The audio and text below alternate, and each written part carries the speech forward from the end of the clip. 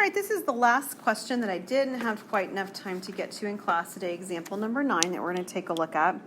And it's going to combine a lot of the ideas throughout this section all together. So on this one, we have a committee of 3 people that are going to be selected from among 7 seniors, 5 juniors, and 3 sophomores. And we want to know the probability the committee consists of in certain pieces of information, in this case, all seniors. So as you take a look at this particular question, what you have to understand is that we're talking about first a committee. And in a committee, it doesn't matter the order in which you're selected, okay? So if I'm selected first, second, or third, I'm on the committee. So on this problem, we're looking at combinations because of that. So this is a combination. Now, the reality is that if I want the probability, I actually have to find the number of ways of this happening. For example, I have to find the number of ways that I could get all seniors. This is like finding the number of ways that I get all diamonds in the last problem. And I also have to find the number of ways of getting any collection of committees, so any committee.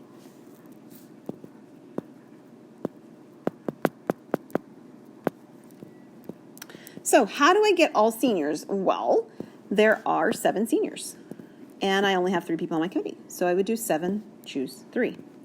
So this is 7 factorial over 7 minus 3, which is 4 factorial, 3 factorial.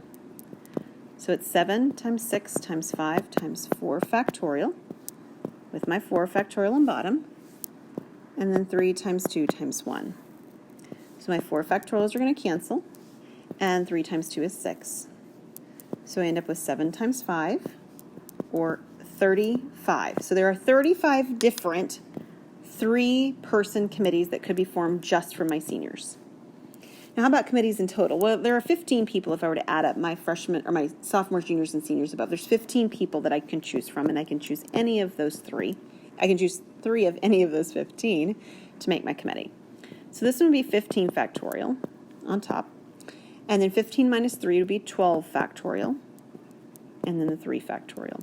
Notice I didn't make mention of it too strongly in class, but the 2 numbers that we end up getting on the bottom have to add up to the number on top. So 12 and 3, that adds to 15, and that works every time in a combination.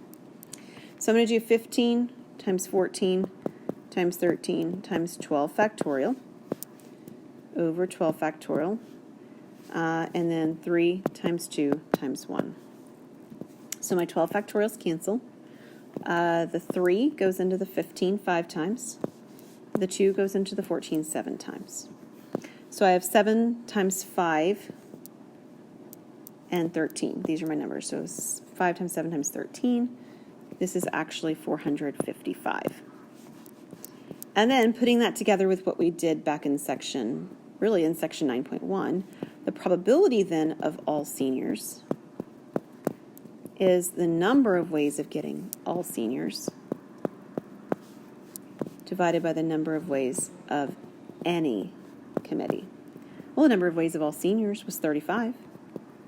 The number of ways of any committee was 455. And if we divide these with 4 decimal places present, I get 0.769. So it's not very likely, right? It's like 7% chance is what that means based on the other work we've done. Now, part B is a very similar question, but it's not necessarily just like the complement, right? It almost sounds like the complement, but let's take a look at it.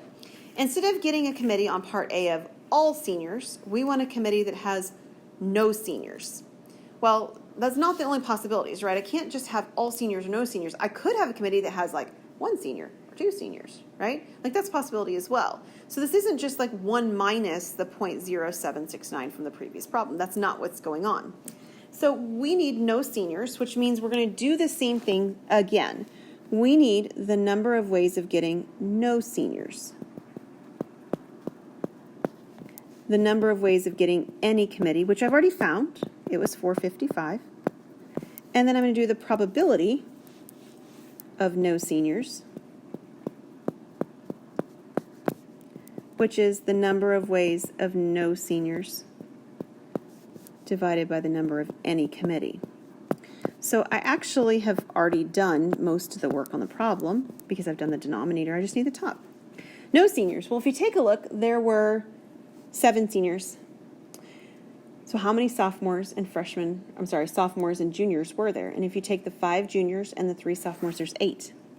So this is actually 8 choose 3. Kind of like we had 7 choose 3 before. This is 8 factorial. 8 minus 3 is 5 factorial, 3 factorial. So 8 factorial is 8 times 7 times 6 times 5 factorial over that same 5 factorial, and then 3 times 2 times 1. Of course, my 5 factorials are canceling, and 3 times 2 is 6. So I have 8 times 7, 456. So my probability is 56 over 455, slightly higher, right? Because the last one was 35 over 455. This is actually 0.1231, 1231, or about 12% likely.